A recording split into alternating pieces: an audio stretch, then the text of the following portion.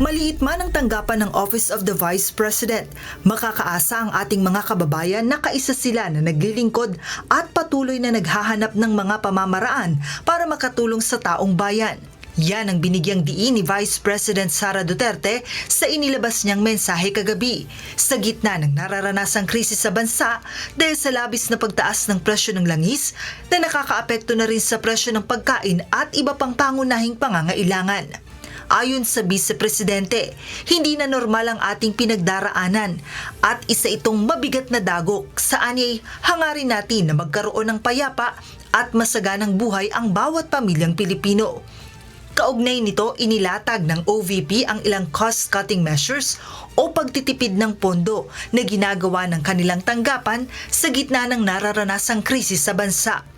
Ilan sa mga halimbawa nito ay ang gagawin munang kanselasyon ng isang malaking pagtitipon na gaganapin dapat ng OVP sa darating na Hunyo. Bukod pa ito sa mga isinasagawa ring pagtitipid sa loob ng kanilang tanggapan upang masiguro na mas maraming pondo ang direktang mapupunta bilang tulong sa taong bayan. Hindi na itutuloy ng OVP ang pasidungog at kasarilayan sa buwan ng Hunyo.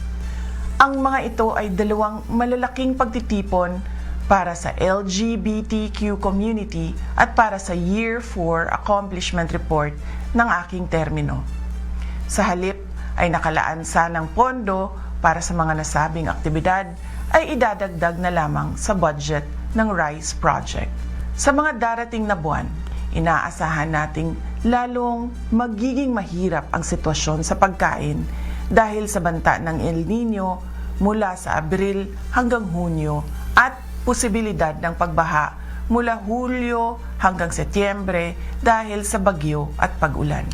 Sa ating pagtitipid, unahin natin ang sapat na pagkain para sa ating pamilya, pagpapagamot sa may sakit at ang edukasyon ng ating mga anak. Ang pinakamabisang panlaban sa krisis ay kahandaan.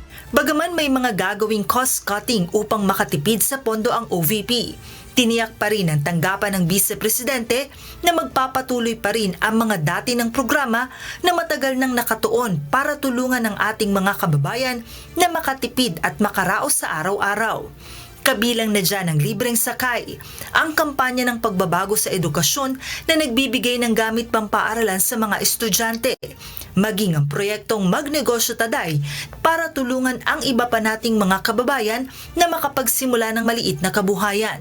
Samantala ayon kay VP Sara, sinimula na rin ng OVP na planuhin ang mga hakbang hanggang sa katapusan ng 2026. Kasama na dyan ang pagharap sa posibleng kawalan ng trabaho, patuloy na pagtaas ng presyo ng pagkain at ang epekto ng mga kalamidad sa kabuhayan ng mga Pilipino.